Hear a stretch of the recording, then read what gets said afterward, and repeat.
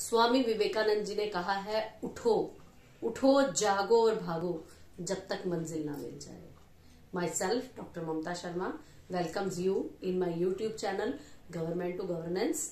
और हमारा टॉपिक जो कि कॉन्टिन्यूसली चल रहा है पंचायती राज लोकल गवर्नमेंट के ऊपर।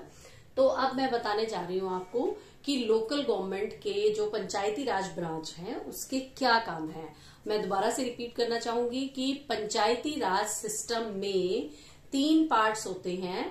दैट इज, सबसे बड़ा पार्ट है जिला परिषद, उसके बाद जो बीच वाला पार्ट है वो है ब्लॉक समिति और थर्ड पार्ट है ग्राम पंचायत। तो अब तीनों को क्या क्या काम करने पड़ते हैं, उसके लिए जो पंचायती राज के लिए 73rd अमेंडमेंट पास किया गया and it was passed in 1992 और हरियाणा में इसे 94 में इम्प्लीमेंट किया गया एंड अदर स्टेट्स में 1993 में लागू किया गया। और पंचायती राज को अडॉप्ट करने वाला सबसे पहला स्टेट राजस्थान था। नागौर डिस्ट्रिक्ट में सबसे पहले जो है पंचायती राज को अडॉप्ट किया गया।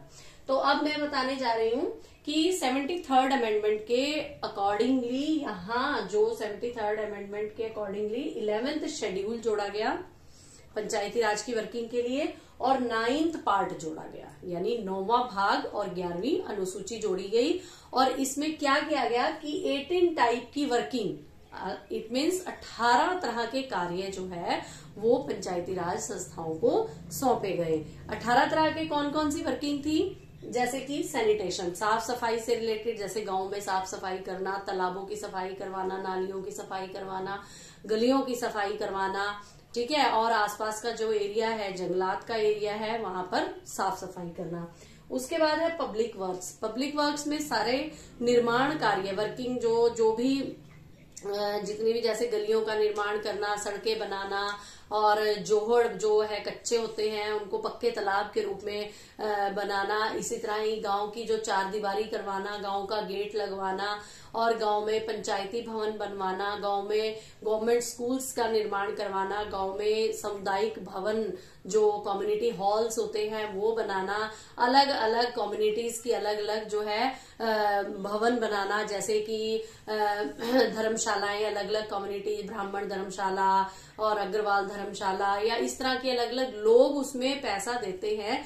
जो धर्मशालाएं बनाई जाती हैं उसमें लोगों का एक शेयर होता है कि, और गवर्नमेंट से भी शेयर ले लेते हैं।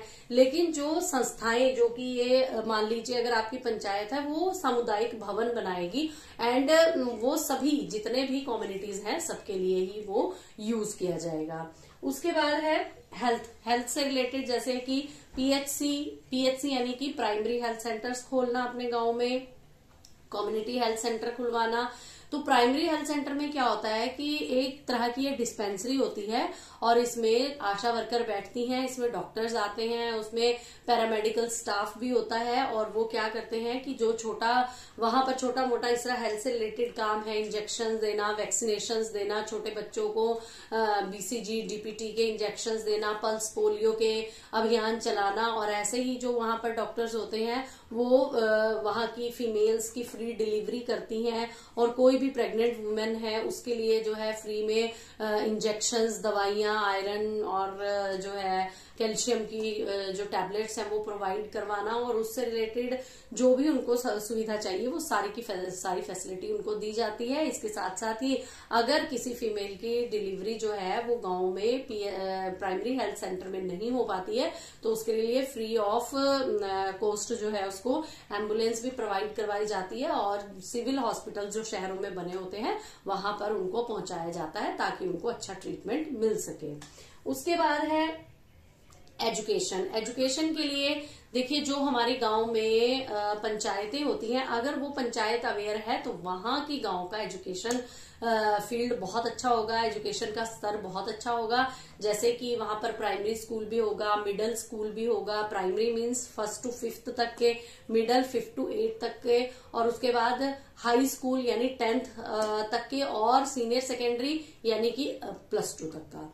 तो +2 तक के स्कूल खुलवाना, वहां पर टीचर्स की संख्या ठीक ठाक रहे, प्रॉपर टीचर्स हो, उनकी अटेंडेंस सही हो, इसका ध्यान रखना भी जो है पंचायती राज का काम है। और आजकल सभी जो स्कूल्स होते हैं उसमें जो है एक उनकी कमेटी बनी होती है और उस कमेटी में टीचर्स, प्रिंसिपल और गांव का सरपंच और अनदर मेंबर भी होते हैं जो कि स्कूल्स की सारी सिस्टम्स को ध्यान में रखते हैं कि कब कब स्कूल में क्या सिस्टम होना है। अगर स्कूल में कोई टैप्स टूटी हुई हैं तो उनको ठीक करवाना है, अगर स्कूल में बोर्ड्स की फैसिलिटी प्रोवाइड करवानी है, स्कूल में लाइब्रेरी के लिए बुक्स की कमी है वो देना है, या स्कूल में किसी भी तरह की व्यवस्था की सिस्टम की कमी है तो उसकी जो है information education block education officer के पास पहुंचाई जाती है ताकि उस चीज को जल्दी से जल्दी जो भी कमी है उसको पूरी की जाए। उसके बाद है registration of birth and death, यानी कि डेथ और बर्थ का रजिस्ट्रेशन करना भी पंचायती राज का काम है। जैसे कि पंचायती राज के अंतर्गत जो भी कोई बच्चा जन्म लेता है तो 15 दिन के अंदर अंदर उसका जो है बर्थ रजिस्ट्रेशन होना जरूरी है, और ऐसे ही अगर किसी की डेथ होती है तो विद इन 15 to 21 डेज जो है डेथ रजिस्ट्रेशन भी किया जाता है। वो वहां के आशा वर्कर के द्वारा किया जाता है और या वहां का जो चौकीदार होता है गांव में उनके रजिस्टर में उसको रजिस्टर्ड किया जाता है और बाद में आशा वर्कर उसका सर्टिफिकेट बनाकर प्रोवाइड करवाती हैं। और उसके बाद है एग्रीकल्चर डेवलपमेंट। एग्रीकल्चर डेवलपमेंट के लिए जैसे किसानों के लिए सेमिनार्स लगवाना, उनको ये सुविधाएं क्या क्या सुविधाएं गवर्नमेंट दे रही है उसके लिए अवेयरनेस कैंप लगवाना और अच्छे खाद और बीजों का प्रबंध करना। जो सोसाइटी कोऑपरेटिव सोसाइटीज बनी होती हैं वो पंचायती राज अपने गांव में खुलवाती हैं ताकि लोगों को उससे लोन मिल सके। और इसी तरह ही बागवानी के लिए अच्छे खाद और बीजों का प्रबंध करवाना, सिंचाई की सिस्टम को सही करवाना, तो ये सारे काम। पशु मेले का प्रबंध करना, पशुओं की एग्जीबिशन लगवाना ताकि अच्छे ब्रीड के पशु जो है ज्यादा दुधारू पशु लोगों को मिल सके।